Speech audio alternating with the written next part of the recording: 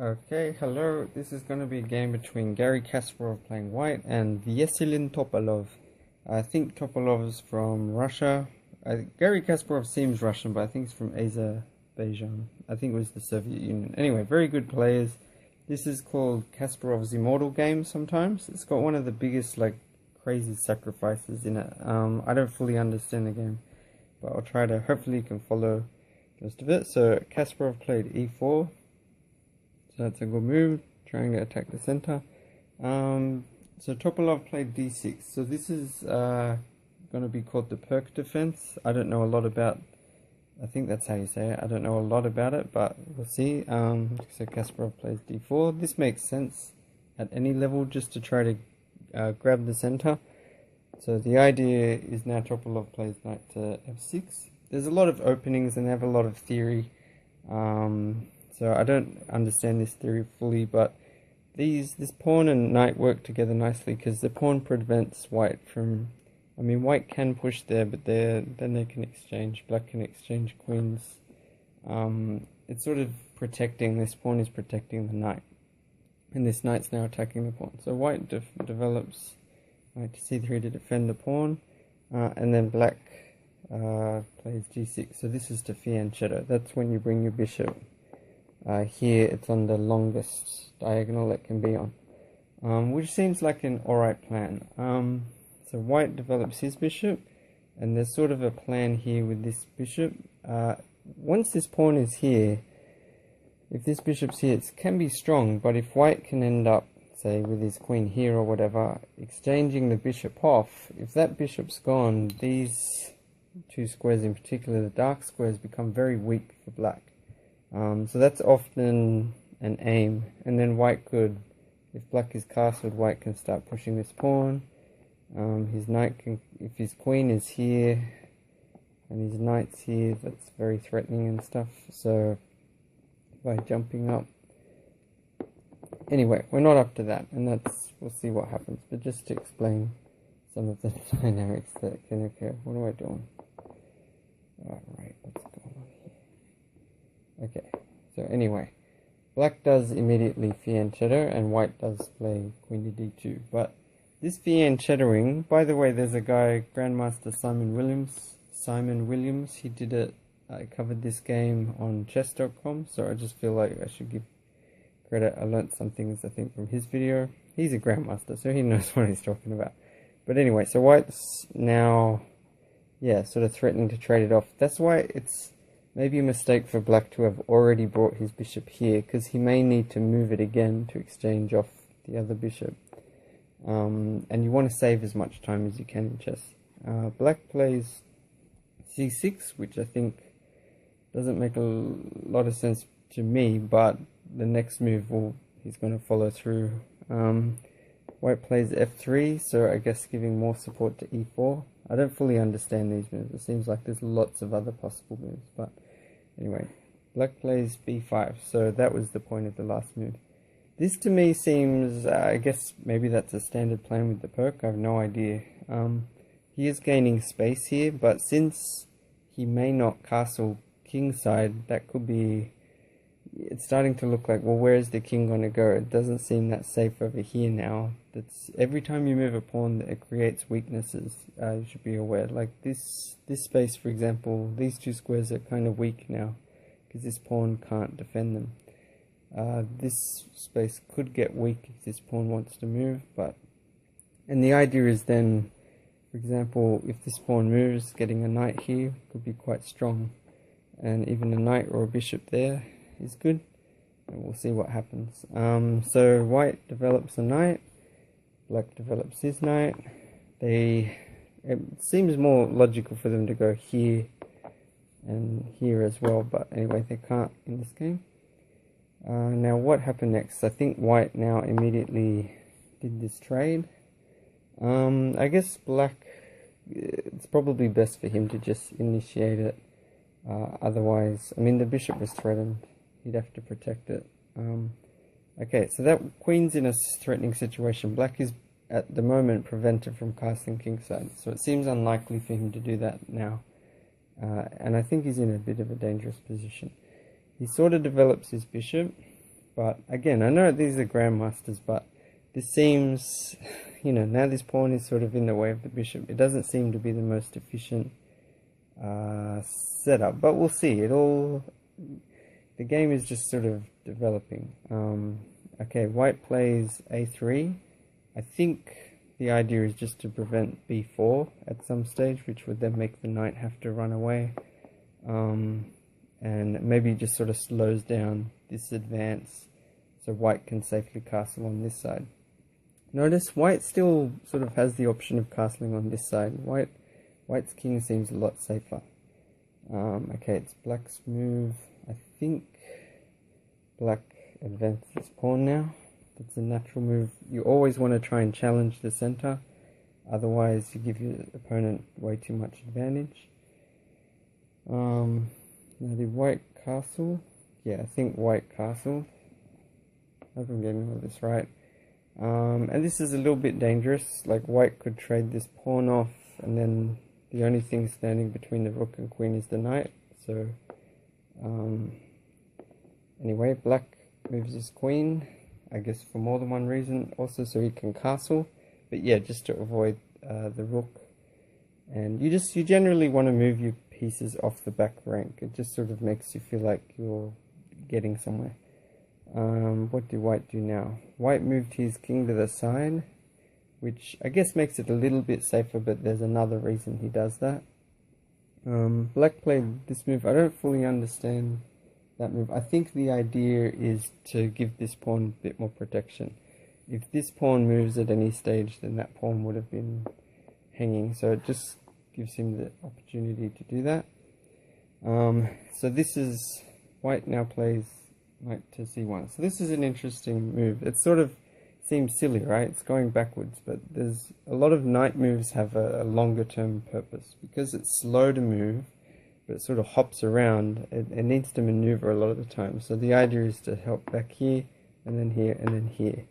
Or possibly he could also do that, but then this can be attacked. So this space is perfect for a knight. So Kasparov's happy to take a few moves to get a knight there, because when it gets there, it'll be very strong. What did black do? I think black now castled. Queenside, he doesn't have much choice. Again, this, I feel like he's been doing a lot of pawn moves, and this king is now just feels a lot more loose compared to white's king seems much safer. But I feel like a fair bit of it hinges on the center as well, what happens. And they both have, I guess, chances. So what do white do? White keeps going with his knight. And now black, I have no idea what goes into making these decisions, but black decided to take him to center. White took with the rook. And then again, another pawn move. Topalov pushes his pawn here. So I guess now it's good that that pawn is protected. And the white rook moves back. But I still feel just this seems to still make the king even more loose. There's a lot of space here, and these pawns may seem strong, but you know, one little sacrifice and then the position opens up, and I don't know. We'll see what happens. But they could be dangerous if they come here, but the kings needs to be safe. Anyway, let me pause it. Yep, so I'm just doing this from memory. I'm pretty sure black now brought his knight here. I'm not sure. It seems like here would make sense for the knight as well, unless I'm missing something. It can be dumb, but it just seems stronger in the middle. White can sort of attack it, but then black can like threaten the queen, and this is protected by the knight as well. And it can even jump in here, threatening the rook and the bishop. Like, it's just, I think it seems fairly safe there. And even as soon as white does that this pawn is a lot weaker, and this knight can jump in and this bishop. So anyway, but black plays knight here. This opens up this diagonal. White wants to develop this piece. Where's the best place? He decides maybe on this diagonal, or possibly here. But see, at the moment this bishop is kind of just stuck on this. So white's kind of happy leaving these pawns like that, I guess. Okay, black, I guess, sort of anticipates he needs his king safer, so he moves to the side. White finishes this maneuver with the knight. I don't fully understand why the moves were played this order. Black, I guess, I don't know if this makes sense, but he moves the bishop back. Bishops are considered a bit stronger than knights, I guess, but I don't know why. I don't think white's really planning to trade it, but oh well. I mean, I guess, yeah, maybe white could have traded the bishop if black didn't move it, and then white could put his bishop here and push these pawns, and then that would be quite dangerous. I'm not sure, but anyway. So black moves away with his bishop, and now I'm pretty sure white brings his bishop here anyway. So even though the king's run away, it's still cutting right through black's position, and it's, you know, it's not good for black if there's a knight that's attacking 2 squares right near it and a bishop attacking right near it. The black's just not, king's not looking that safe. Black pushes with d5. This seems to be the main, like a logical move that he's got to do if he wants to have a chance. He has to sort of play in the center. There's a saying, if your opponent plays on a wing, you should play in the center. Counterattack in the center. This is where the game really, the most important part of the board. So, and this pawn's very well protected. 2 knights, the rook and the bishop all backing it up, so it's quite safe there. White brings his queen back. I guess this is just a good chance to bring it. It's not really doing anything here, so bring it closer to the center with the check. And again, this is looking very dangerous. The queen and the bishop and the knight. Now white makes an interesting move here, I guess. You know, he doesn't really want to take the pawn, I guess, because then black can take with the knight. White could trade a knight, but eventually white will have to probably move his queen again. I'm not sure. Anyway, he brings his rook into play. Anyway, okay, so black plays d4.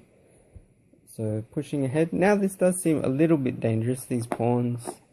You know, getting closer to white's king, but anyway, so white's plan was to play knight to d5, attacking the queen.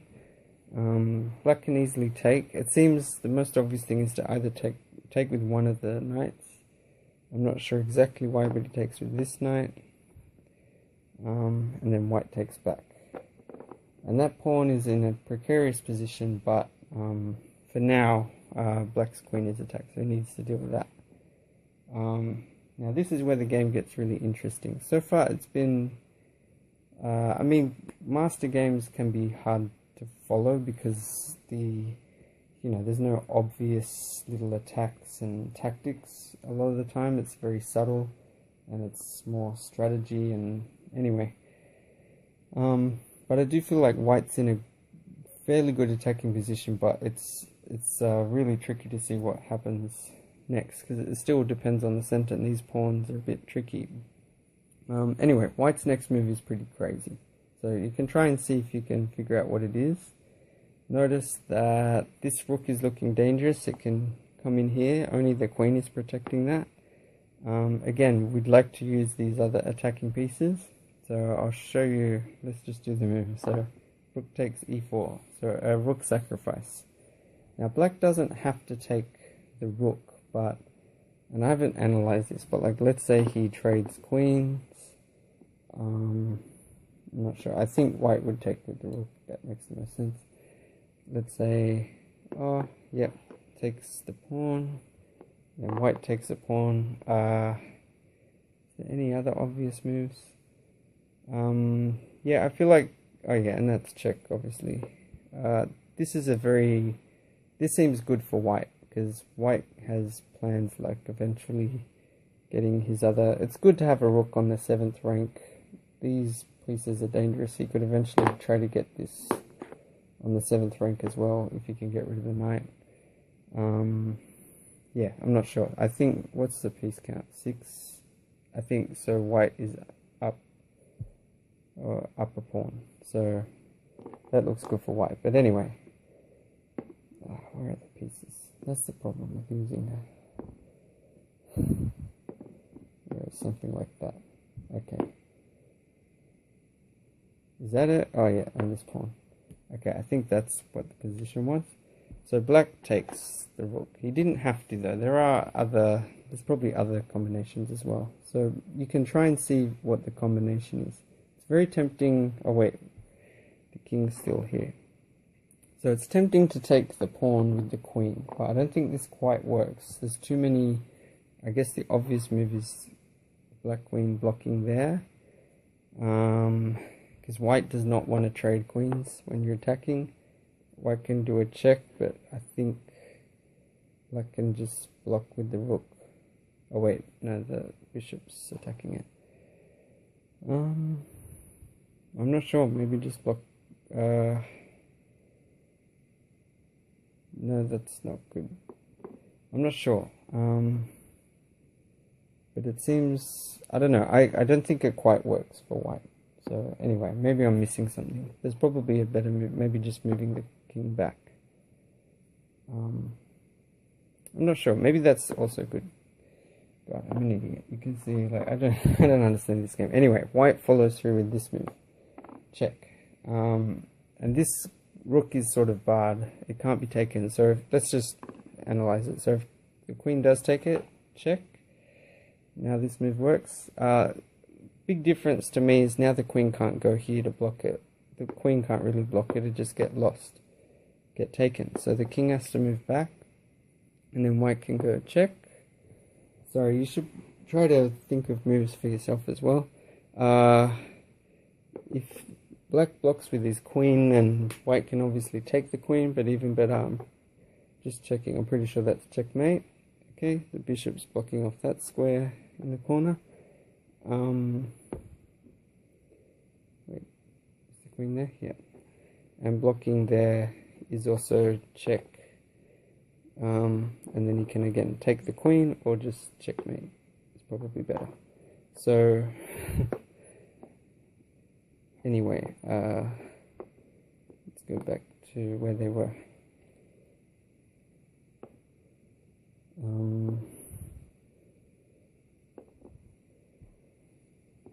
So is that? So black can't take the rook with the queen. There's a forced checkmate.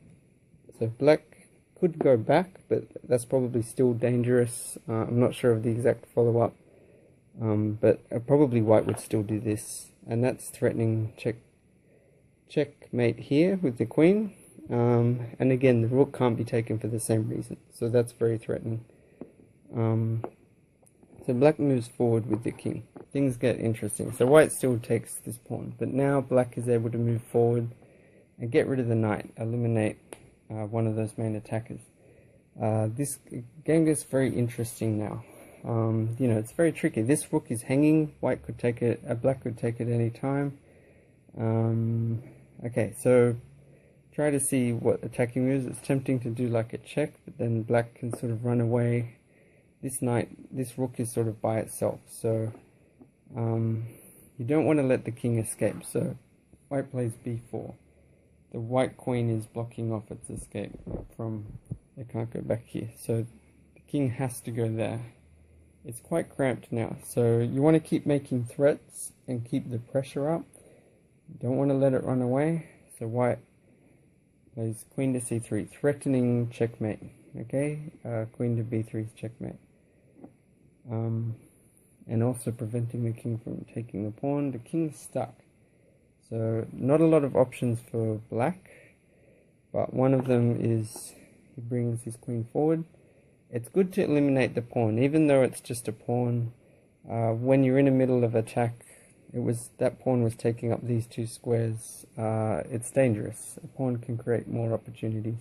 But the main thing really is just the queen covers this square. So this is no longer checkmate. So you can try to see what's another way to further the attack. The rook can jump in as well. Now it's threatening checkmate by taking here, which is checkmate as well. The king is very cramped. So the obvious move to me here seems to be rook to d6. And I haven't looked at this a lot, but the best attack, I mean, because that protects this pawn, and I don't see, the best move I can see is bishop to f1. I don't know if that completely works. The queen is still stuck. So if the queen could win the bishop by check and then taking it, but that's stupid. It's checkmate or whatever. Let's not say it's stupid, but you know. Oh god, now I'm getting confused. Where's he? So, but yeah, I guess this seems like a good move to me. White is then threatening to take here, and then just let that pawn's pinned. The queen can't take because this is still checkmate. So that's probably the best follow-up. But anyway, black didn't play that. Black played a bishop there.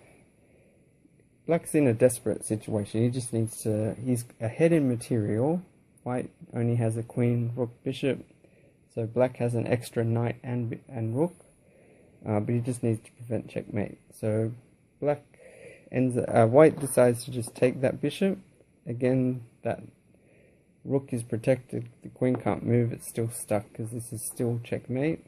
So black decides he really wants this queen to go away. He wants to trade queens. He wants to stop getting harassed. So white says, fine, I'll just take the knight while I can. Now it seems like black can get some counterplay by going check, but that's pretty much it. There's no other checks, mainly because this queen is protecting the diagonal. The black queen can't check anywhere here, can't check here.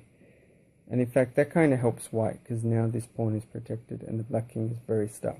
The white queen's threatening to take you with checkmate. Anyway, so yeah, this queen is both attacking and defending an important diagonal, because white's king is kind of open now. So not a lot of options for black. What did he do? Oh yeah, there's not much he can do. So he takes this pawn. It's pretty much the only thing he can do. But now this welcomes in a continuing attack, a sort of king hunt. Black only has one move here, that's check. So he has to take the other pawn. Now it gets tricky. White feels like sort of running out of options. The queen can't really check the king, the white queen that is. Yeah, I'm not sure. And if white doesn't have anything good, then black's going to start checking and making his own threats. He can bring his rook here. That sort of thing. So white plays c3, which is really just an annoying little check to say, look, I can't check you at the moment, but if you move your king or your queen, then I can keep attacking you. So let's just look at if black took with the queen. I think that's an easy win. White can take... Wait, is there a better move? I think that's pretty good. And then black has to move back. And then that's checkmate. The queen can move there, but that doesn't. So, so taking with the queen is no good. And so, yeah, I mean, there's other options. There's lots of things you could look at. But anyway, so black takes the pawn with the king.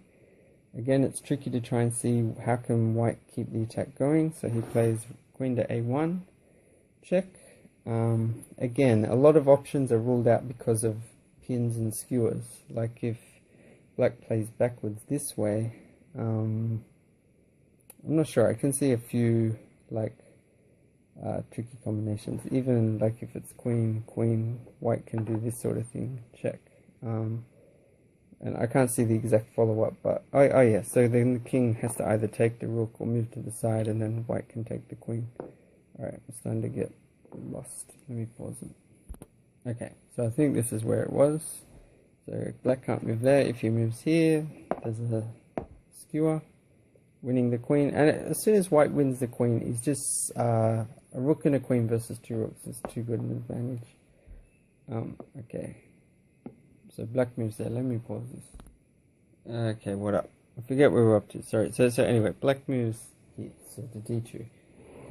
There's not many other options. So again, you can try to look what can white do. Not a lot of options. So queen to b2 is a logical move. Check. Let's see. I'm trying to look at options. I guess if black moves to this sort of area, white can check with his rook.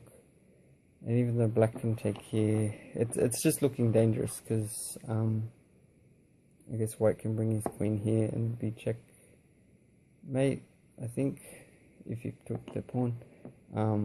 But yeah, it's just looking dangerous. So, and the same there is pretty similar. So black went here instead. Now white has an interesting move. See if you can try and figure out how white can keep up the attack. This rook is a bit annoying, because the rook, it would be nice to get the rook in. Maybe the bishop can help. It turns out, yeah, a very sort of a cheeky move. Bishop to f1, attacking the queen. So this bishop can't really be taken. If the queen takes it, the queen's now actually blocking off the king a bit. White can do check, and then check, and then that's pretty much it. Black can block with the queen, but then that's game over. So this is good practice, actually. I'm getting used to undoing moves. So black can't take the bishop. Now I don't know if black played the best move here, but he's in a very tricky position. This queen sort of needs to still defend this square, or these two squares, because otherwise white can sort of check and then check again. It'd be good if black can defend this square to prevent the rook. Well, he wants to defend all three of these squares from this rook. And he also wants to defend this square because the queen can check there. So anyway, he brings his rook down, which makes sense. It's one of his only options, I guess, to try to just desperately block off this queen and to attack it, to sort of get white on the defensive. And I guess a lot of beginners would think, oh, my queen's attacked, I don't know, I'll move it here, or I'll move it here, I need to keep it safe.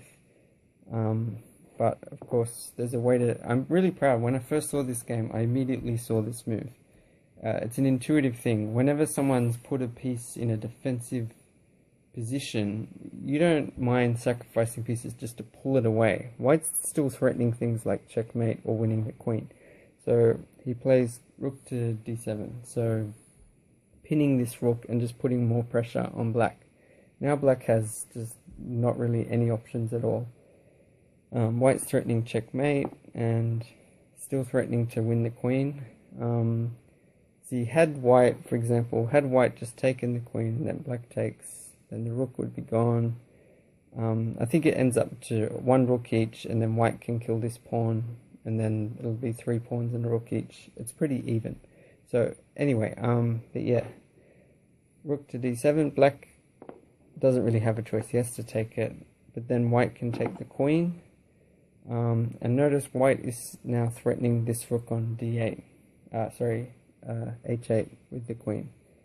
Black would like to move it, but white is threatening checkmate as well. So black's best option is to take the bishop, but then white takes the rook. And then at this point, after that huge, that sacrifice basically led into a continuous attack that Kasparov, it's sort of famous that he had to calculate 15 moves ahead or so.